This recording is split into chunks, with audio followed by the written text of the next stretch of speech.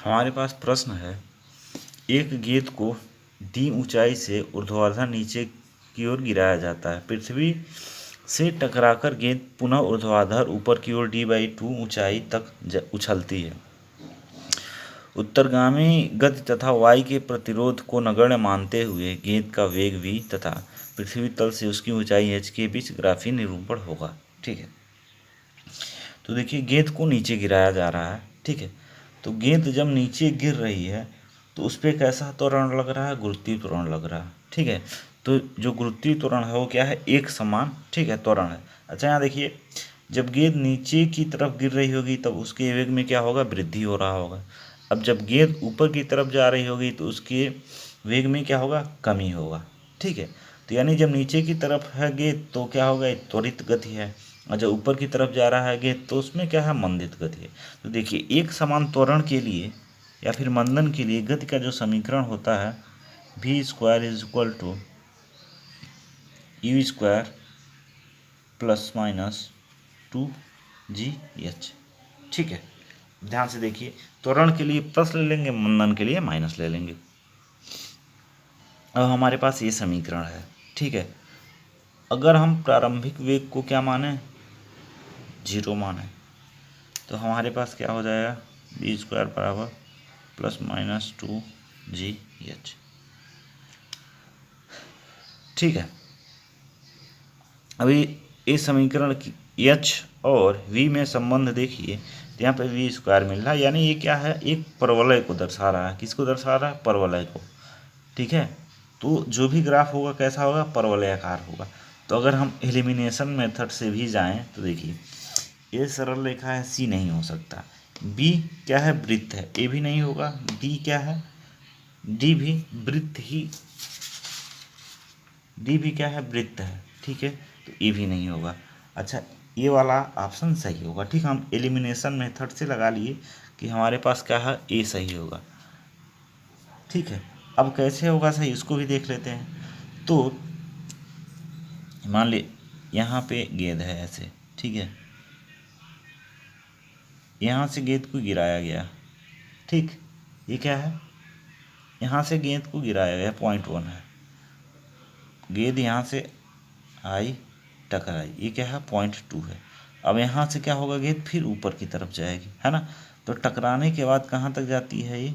बस इस शुरुआत में क्या है? ये h ऊंचाई तक, शुरुआत की ऊंचाई क्या है? यानी h ऊंचाई से गिराई जा रही है। फिर क्या हो रहा है? h/2 ऊंचाई तक ये जाके रुक जा रही है। ठीक है, तो h और v के बीच में क्या है? संबंध निकालना है, कैसे होगा? ठीक है, तो ध्यान से देखिए, यहाँ से शुरुआत में जब h = d है तो यहाँ से गेंद जाएगी पहले बिंदु से, और देखिए इसका वेग क्या होगा? बढ़ता जाएगा। क्या होगा? बढ़ता जाएगा, बढ़ता जाएगा, बढ़ता जाएगा, और यहाँ पे अधिकतम हो जाएगा। कहाँ? जब गेंद टकराएगी। फिर क्या होगा? और ध्यान से देखिए, एक चूंकि गेंद नीचे की तरफ गिर रही है तो उसका वेग क्या होगा? ऋणात्मक हम मान लेंगे। ठीक है, जब इस पर दर्शाएंगे ग्राफ पे तो उसका वेग क्या होगा? ऋणात्मक होगा। ठीक, उसके बाद जैसे ही गेंद टकरा रही है तैसे ही क्या उसके वेग की दिशा क्या हो जा रही है? बदल जा रही है। गेंद ऊपर की तरफ जाने लग रही है। तो गेंद ऊपर की तरफ जाने लग रही है, तो यहाँ देखिए 1.1 था, 2 था, अब 0.2 पे ही गेंद के वेग की दिशा क्या हो गई? बदल गई है, ऊपर की तरफ हो गई। तो ऊपर की तरफ जाएगा तो इसका वेग क्या होगा? कम होगा। देखिए वेग यहाँ पे कम होगा, कम होगा, होते होते होते क्या हो जाएगा? 0 हो जाएगा।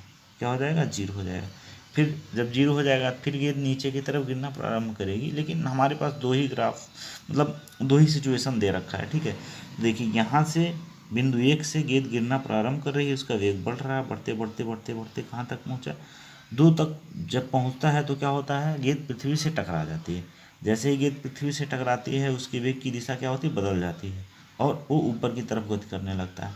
और फिर ऊपर की तरफ जब गति करेगा तो उसके वेग में क्या हो जाएगी? कमी हो जाएगी, और एक समय ऐसा आएगा जब वेग क्या होगा? 0 के बराबर हो जाएगा। तो इस हिसाब से हमारे पास पहला ऑप्शन जो है, पहले ऑप्शन का जो ग्राफ है सही है। ठीक है, हमारे पास प्रश्न है, एक कण विरामावस्था से चलना प्रारंभ करता है, इसके त्वरण a तथा t समय t के मध्य खींचा गया ग्राफ चित्र में दिखाया गया है। कण की अधिकतम चाल होगी। ठीक है, तो ध्यान से देखिए कण की अधिकतम चाल क्या हो जाएगी, वी मैक्स, ये जो भी ग्राफ द्वारा घेरा गया क्षेत्रफल क्या है वह उसके बराबर हो जाएगा वी मैक्स। तो अब ध्यान से देखिए, ये इसका ग्राफ बन रहा है एक सरल रेखा। अब ये सरल रेखा इस v और t अक्ष के मध्य जितना क्षेत्रफल घेरेगा वही क्या हो जाएगा, अधिकतम वेग हो जाएगा। ठीक है, तब देखिए ध्यान से, ये त्रिभुज है एक। ठीक है, यहाँ से यहाँ तक क्या है 11 सेकेंड है और यहाँ से यहाँ तक क्या है 10 सेकेंड है। तो त्रिभुज का क्षेत्रफल क्या होता है, 1/2 बेस इंटू हाइट, मतलब 1/2 लंबाई गुणे ऊंचाई। ठीक है, आधार गुणे ऊंचाई, तो यहाँ आधार कितना है 11 है और ऊंचाई क्या है 10 है। तो 55 मीटर प्रति सेकेंड। अच्छा यहाँ पे देखिए, सॉरी थोड़ा सा एक मिस्टेक हुआ है, यहाँ पे ए है, पर सेकेंड स्क्वायर। ठीक है, तो ये बहुत सिंपल सवाल था। वी मैक्स क्या हो जाएगा, ग्राफ द्वारा घेरा गया क्षेत्रफल, तो 1/2 11 गुणे 10, इसको सॉल्व करेंगे 55 मीटर पर सेकेंड आ जाएगा। ठीक है, तो सही आंसर क्या हो जाएगा हमारा, बी वाला।